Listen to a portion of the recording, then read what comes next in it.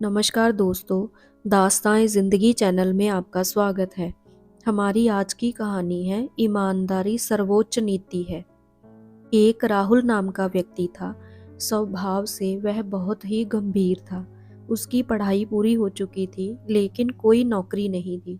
दिन रात वो काम की तलाश में इधर उधर भटकता रहता था। राहुल एक ईमानदार मनुष्य भी था, इसलिए भी उसे काम मिलने में मुश्किल आ रही थी। दिन इतने खराब हो चुके थे कि उसे मजदूरी करनी पड़ी। रोजी रोटी के लिए उसके पास अब कोई विकल्प नहीं था। राहुल पढ़ा लिखा था, जो उसके व्यवहार से साफ जाहिर होता था। एक दिन एक सेठ के घर राहुल मजदूरी कर रहा था। सेठ का ध्यान राहुल के ऊपर ही था। सेठ को समझ आ रहा था कि राहुल एक पढ़ा लिखा समझदार लड़का है, लेकिन परिस्थितिवश उसे ऐसे मजदूरी के काम करना पड़ रहा है। सेठ को अपने एक विशेष काम के लिए एक ईमानदार व्यक्ति की ज़रूरत थी। उसने राहुल की परीक्षा लेने के लिए सोचा। उसने एक दिन राहुल को अपने पास बुलाया और उसे 50,000 रुपये दिए, जिसमें 100-100 के नोट थे, और कहा, भाई तुम ईमानदार लगते हो, ये पैसे मेरे एक व्यापारी को दे आओ।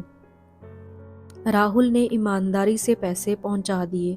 दूसरे दिन व्यापारी ने राहुल को फिर से पैसे दिए। इस बार उसने राहुल को बिना गिने पैसे दिए और कहा कि खुद ही गिन लो और व्यापारी को दे आओ। राहुल ने ईमानदारी से काम किया। सेठ पहले से ही गले में पैसे गिनकर रखता था, पर वो राहुल की ईमानदारी की परीक्षा लेना चाहता था। रोज वो सेठ उसे पैसे देकर भेजता था। राहुल की माली हालत तो बहुत ही खराब थी। एक दिन उसकी नीयत डोल गई और उसने 100 रुपये चुरा लिए, जिसका पता सेठ को लग गया, पर सेठ ने कुछ नहीं कहा। उसने फिर से राहुल को रुपए देकर भेजा।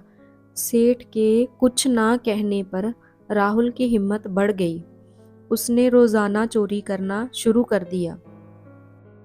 सेठ को उम्मीद थी कि राहुल उसे सच बोलेगा, लेकिन राहुल ने नहीं बताया।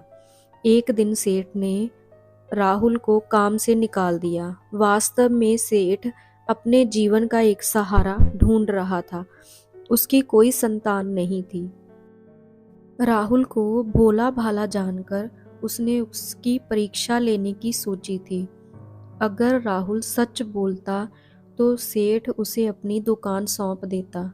जब राहुल को इस बात का पता चला तो उसे बहुत दुख हुआ और उसने स्वीकारा कि कैसे भी परिस्थिति हो, ईमानदारी ही सर्वोच्च नीति है। आपको मेरी ये कहानी कैसी लगी कमेंट बॉक्स में बताइएगा। ऐसी और कहानियाँ देखने और सुनने के लिए चैनल को लाइक, सब्सक्राइब एंड शेयर करना ना भूलें। Thanks for watching.